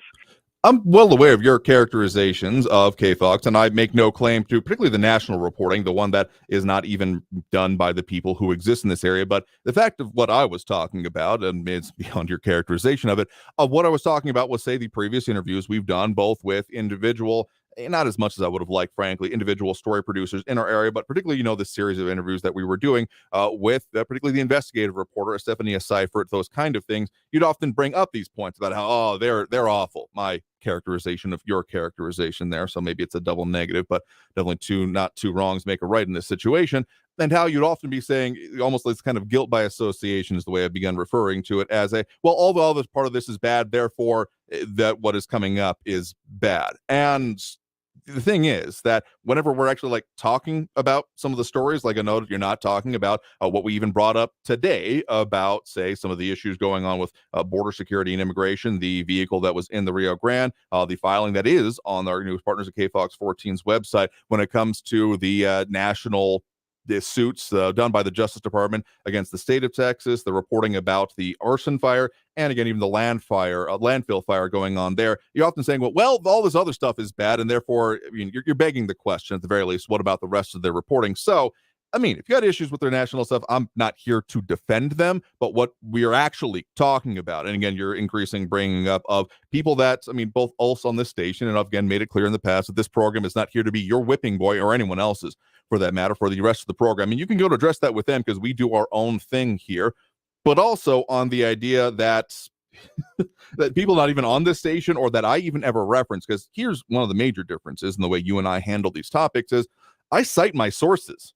When I'm talking about it and kind of try to give you a chance to do there of, okay, you're saying that you disliked what they said. What did they say? And kind of bear it out as opposed to just going through your characterizations, which if that's your line of argument, so be it, but it's not the way I would go about this. If you're wanting to say, hey, these things are bad, also maybe describing them and how they're bad as opposed to just saying, take my word for it, because that's not how, if you'll notice, how I go about it is take my word for it. I'm saying, here's the information, go look at it for yourself, as opposed to, yeah, this is bad and everything is bad because if you don't agree with me, you're also bad. That's not the way we go about it on this program, and expecting anyone else to handle this like you do is a little bit unreasonable. Let's just put it that way. So appreciate the point in the call for what it's worth on the actual information part of it, as opposed to just being mad. If I just wanted to be mad, maybe one day if we'll have the bandwidth to do it, we'll create one of those shows where it's just the flame boards and I'll just flame everyone and tell you what I really think about y'all. But in the meantime, the way this show is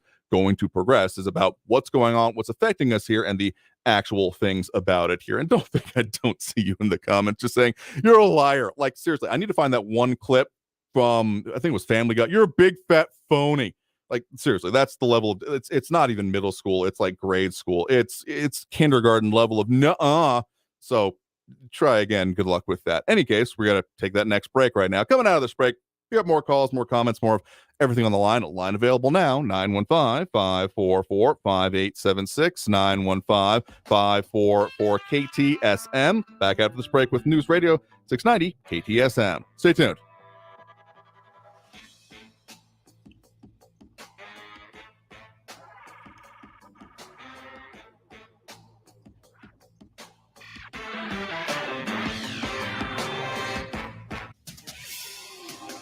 El Paso's News Radio 690 KTSM.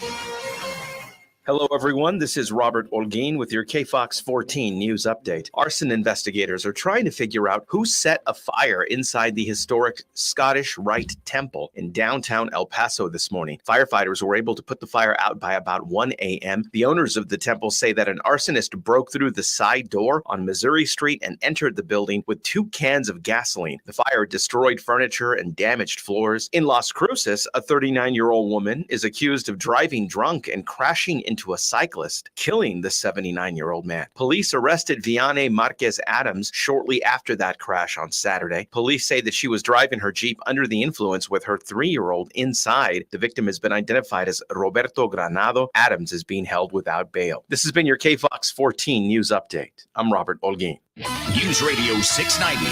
Traffic all day.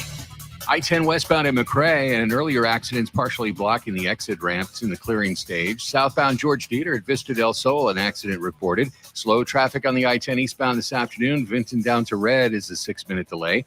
And Montana eastbound from McRae out to Zaragoza, 12-minute delays. Carrie Edwards, El Paso traffic. From the KFOX 14 Severe Weather Center, this is forecaster Nasaya Mancini. Well, folks, it's been 39 straight days in a row of those triple-digit temperatures. Will begin to get even warmer as we make our way into the middle part of this week. We'll see a bit of a cool down this weekend, but that heat advisory in place right now and staying in place until Thursday. Head on over to kfoxtv.com for the latest forecast. This report is sponsored by Lowe's. Don't miss store-wide savings during the truckload event at Lowe's. Right now, save on major appliances and get an additional 10% off in-store clearance appliances. Lowe's knows home improvement. Valid through 8/9. Exclusions apply while supplies last. Selection varies by location. See Lowe's.com for details. The El Paso Community Foundation supports the causes you feel passionate about here in the Borderland. Whether it's education, social services, arts and culture, the environment, health, or economic development, the El Paso Community Foundation has been promoting philanthropy and progress in our hometown region for more than 45 years.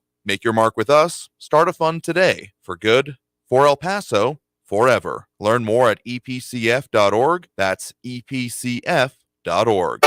Hi, I'm Burt Ward, Robin from TV's Batman, inviting you to feed your dog natural, non-GMO, Gentle Giants dog and puppy food. Dogs eating Gentle Giants and following our special feeding and care program are living as long as 27 healthy, active years with a wonderful quality of life. Holy wow, 27 years! Think of all the extra years you could enjoy with your dog at Target, H-E-B, and stores near you. Try Gentle Giants cat and kitten food too. Wendy's is open until midnight or later, which means all your favorite menu items are up later too. The Baconator still tastes just as juicy and bacony at night. So listen to that craving and turn in for the night at a Wendy's drive-thru. Hours may vary at participating U.S. Wendy's. This report is sponsored by Wendy's Late Night, open until midnight or later. Text and whatever. Just don't text and drive. Visit StopTextsStopWrecks.org. A message from the National Highway Traffic Safety Administration and the Ad Council. El Paso's News Radio 690 KTSM. Mazer Security Alarms, your local solution for all your security needs, whether it be at home, the office, wherever you have precious or important things to protect. There is no job too small or too large for them. To find out and get your quote, see what upgrades they can do for you, give them a call at 915-590-0033. That's 915-590-0033. Live from the KTSM AM 690 studios, it's Talk El Paso with Andrew J. Polk. To be a part of the show, call 915-544-KTSM or follow on Facebook at facebook.com/Talk El Paso. Now here's your host, Andrew J. Polk. Thank you all so very much for joining us here for Talk El Paso, airing live on News Radio 690 KTSM. I'm your host, Andrew J. Polk. Thank you for tuning in, however you may be doing so, be it on air, online, live, streaming through the free and reliable iHeartRadio app, or joining us over on the various social media pages, Facebook, YouTube, Twitter, and Twitch.tv, either under Talk El Paso or Andrew J. Polk. And, of course, Talk El Paso brought to you in part by the El Paso Community Foundation, of course, putting on the Plaza Classic Film Festival going on right now until July 30th. So you've already missed some of the opening weekend, but there's a whole lot more coming up.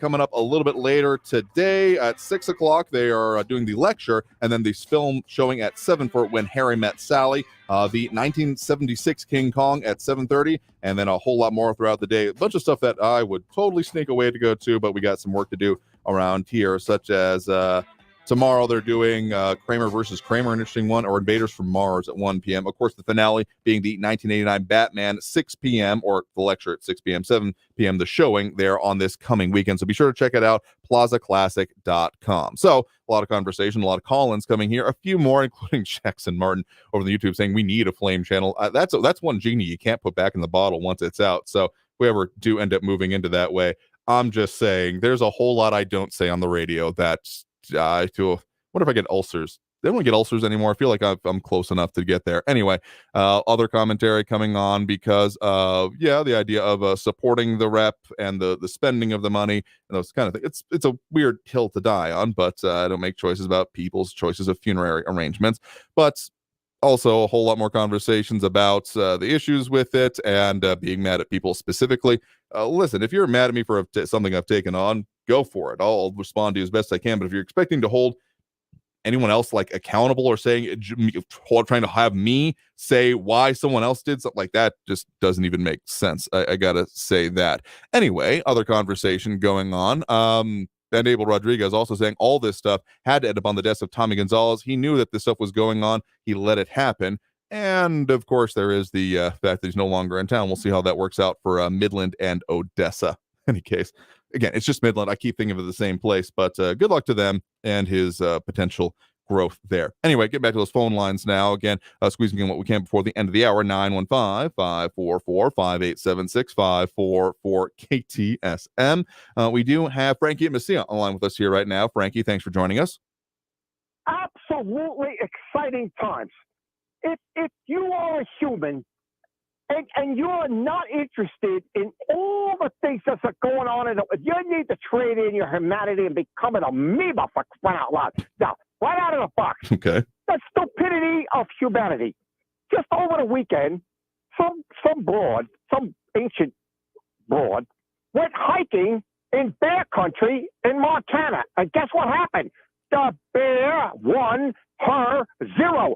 Now, how stupid can a human being be to go hiking in bear country for crying out loud? That's right out of the box. Number 2, I know you like to talk about local issues. So I'm as much as possible. Right mm-hmm. Over the weekend, your governor, Abbott Les Costello, right, is going on, and he wants to challenge the Department of Justice, who said, rightly, in accordance with the legal stuff that we have here in our country, that, hey, bring it on. That's what your governor said. Bring it on. Basically. We'll see you in court stuff. Well, I will tell you something. I'll tell you what. You need to flatten his tires, throw him in the Rio Grande with a ship anchor on him, and see what he thinks about that. Now, that's all I want to say on my opening comment. I don't think that's exactly a part of the civil penalties that are being considered when it comes to the Justice Department suing both the governor and the state of Texas. I do believe both listed on there. At the very least, the governor over his programs, but I would imagine just removal of the buoys is what they're ending up seeking.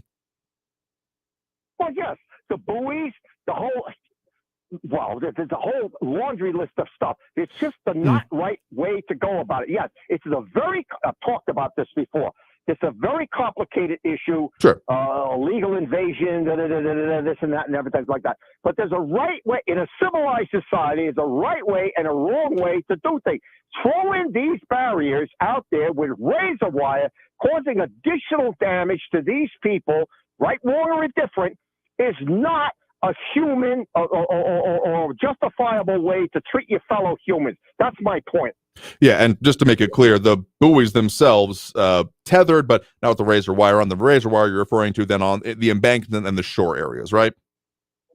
No, that's true, but they mix, from what I understand. I may be wrong on this, but when you try to climb up on these little wheelie things, they rotate. Sure. And they decided, the evil type creeps out there, to put razor wire, so not only are you trying to climb up and it rotates like that game show on TV, and then it cuts you even more. Yeah, they got the barbed wire, the razor wire, they got rattlesnakes, they got whatever the heck they got going on there to do damage to these people. There's got to be a better way. I don't like this invasion stuff or this massive stuff that's going on.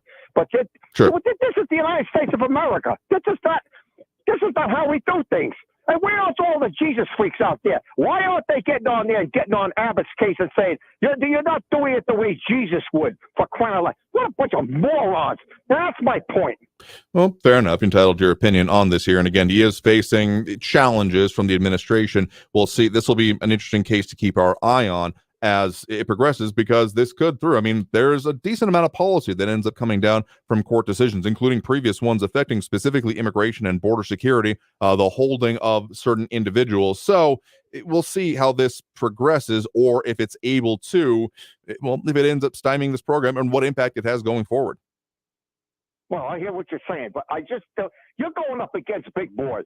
Governor Abbott, Les Costello, he wants to try and pick a fight with the United States of America, DOJ.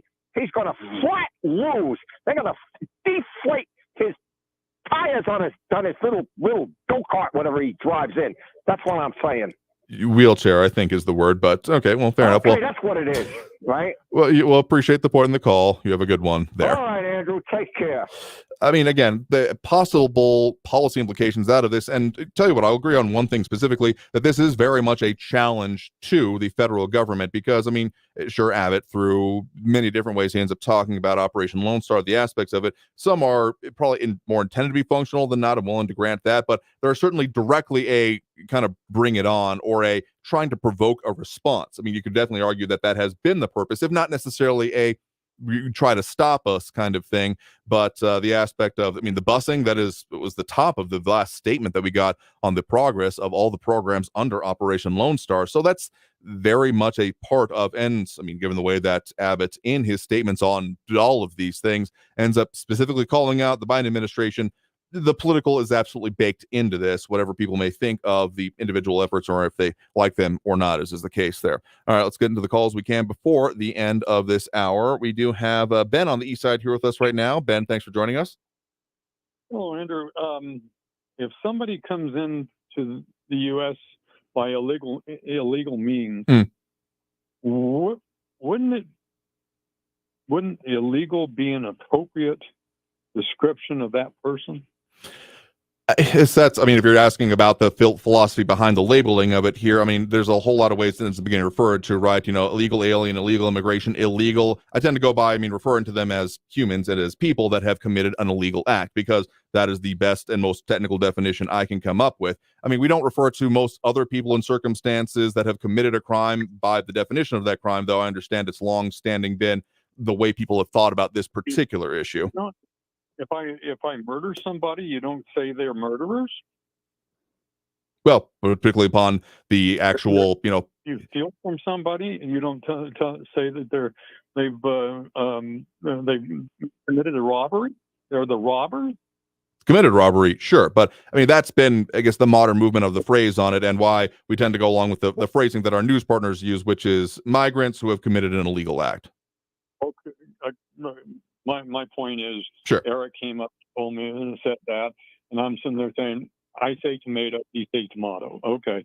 One other thing, I was thinking about this today, because they started talking about all the numbers of people that are suffering under a heat advisory in the United States. Oh, sure. Mm-hmm.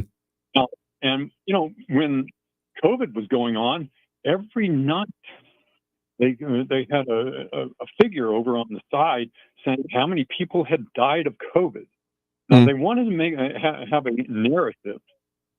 So it turns out, I looked up, and there's the Automated Surface Observing Systems Program is the nation's primary surface weather observing network.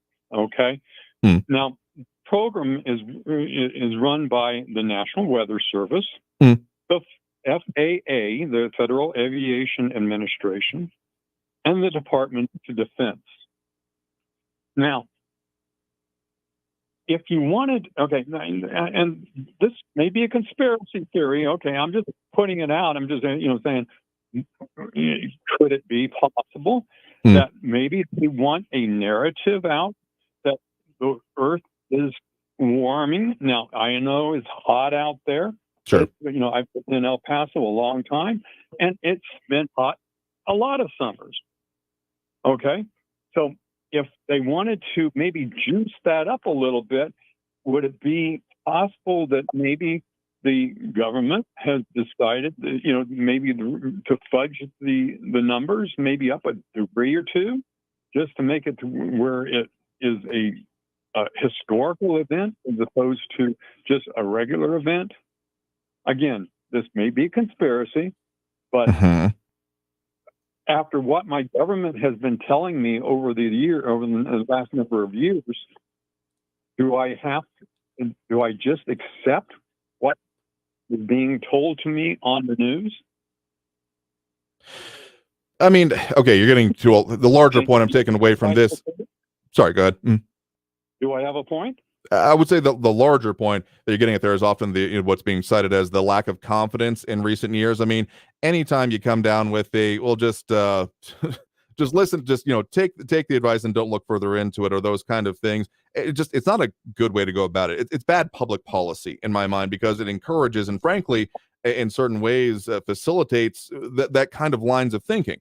Now, I'm not saying I agree with you entirely, but the fact that it's there is no questioning. I mean, there are, of course, ways to verify. I mean, there's measures that I've talked about here, like the pan evaporation rate, which is another interesting one that doesn't get talked about that much, in the calculation of how much solar energy is coming down to the earth overall, or at least hitting a specific area, and then you get into aggregate rates of it. I mean, some of this is beyond the level of what any one person can do, or even any single network of people, right? Because we're talking about measuring rates and measuring weather patterns across large swaths of area. That, I mean, sure, I have family that have their weather monitors in their backyard, and they've been measuring some of these triple digit and above temperatures. So I have no reason to necessarily doubt those. Though, again, the question about how our government has handled things, and if the messaging is the start of it, or the other parts of it on the the policy that then supports it. It's if it's a true measurement, or if it's something that is, you throw the arrow and then paint the target around it. I mean, that's a question that comes up that I find could be answered by transparency, among other things. And anytime there's a lack of that, I do feel it engenders that line of thinking. Well, location of a thermometer typically determines the accuracy of the temperature measurement. Sure. And many factors may influence that recording process. Like you just said, whoever was it you said that had the temperature, and they've been monitoring the temperature in the backyard and stuff like that. I mean, if they put it out in the middle where the sun hits it, that's going to be one thing. If it's going to be in a white box in the shade, it might be another thing. Now, that's true, but I'm I'm a little suspicious about my government and what they've I mean, also it's a matter that who else would have a real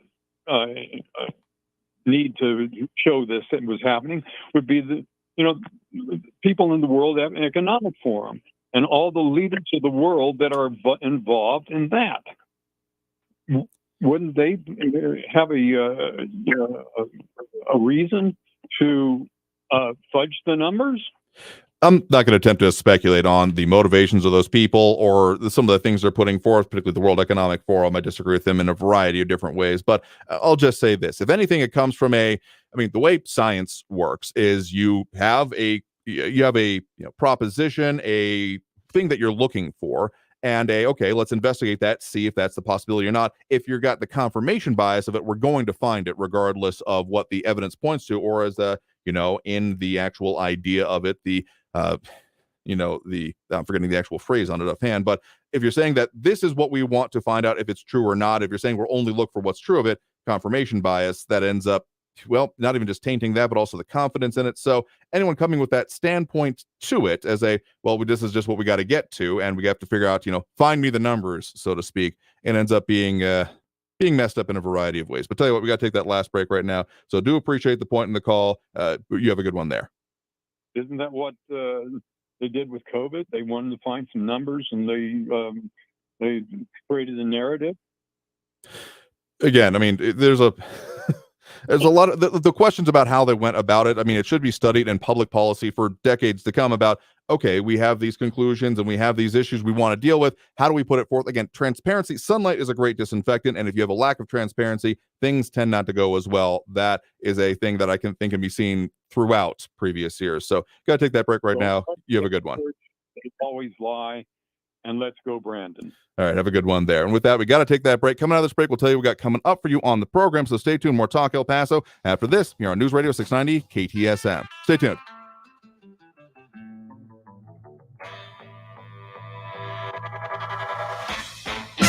Traffic all day.